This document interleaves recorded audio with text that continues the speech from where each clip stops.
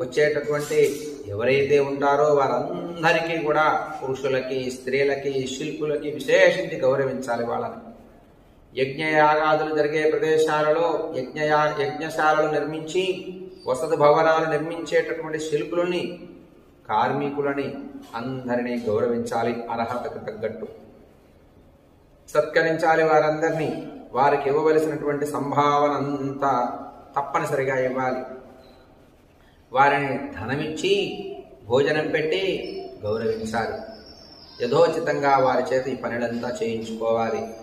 కనుక జాగ్రత్తగా వహించండి అందరి పట్ల అన్నాడు వశిష్ఠ మహర్షి.